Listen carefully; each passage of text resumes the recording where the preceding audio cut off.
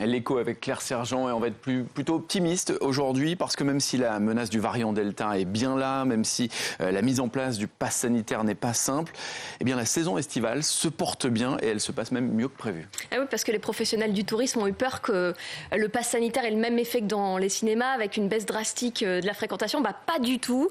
Globalement, l'été sera très bon par endroits. Il sera même meilleur qu'en 2019. C'est ce que dit le président d'Atout France dans les colonnes du Figaro. Alors l'année dernière, c'est 94% des Français qui étaient restés dans l'Hexagone pour les vacances. Forcément parce qu'on ne pouvait pas vraiment partir à l'étranger. Alors, cette année, c'est un peu moins, mais ils sont déjà 80% à avoir passé leurs vacances en France.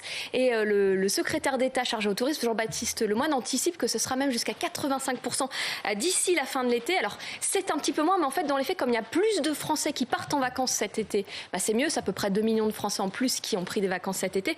Et puis, en plus, ils partent plus longtemps, en moyenne 12 jours contre 10. Et ils dépensent plus. Le budget moyen par famille, c'est 1 750 € contre 1 350. Et puis, surtout, cette année, la plupart des gens s'y sont pris beaucoup plus tôt. Ils ont commencé à réserver dès mai parce qu'on savait déjà que les restrictions allaient être levées, comparé à l'été dernier où tout s'est fait dans la précipitation à la dernière minute avec beaucoup de professionnels qui se sont sentis obligés de brader, de casser les prix pour attirer les gens chez eux. Alors que là, ça existe encore, mais c'est principalement dans la capitale et ses environs qui souffrent un peu plus qu'ailleurs. Claire, ce qui change aussi la donne, c'est que les touristes étrangers sont de retour. Et oui, alors les Allemands, les Néerlandais, les Belges sont de retour. Un peu les touristes de proximité, bien sûr. Les Britanniques, en revanche, eux, ce sont les grands absents. On imagine qu'ils ne vont pas venir alors que les Français sont les seuls à avoir une quarantaine.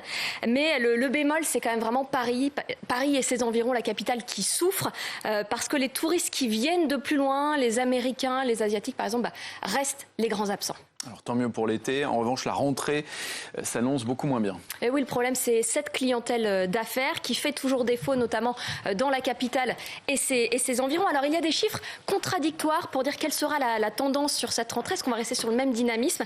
Eh bien, d'un côté, les événements d'affaires qui sont prévus en septembre-décembre sont toujours aussi nombreux, mais de l'autre, les professionnels de l'événementiel anticipent une baisse de moitié de réservation des stands. Donc, en clair, c'est la grande incertitude pour la rentrée.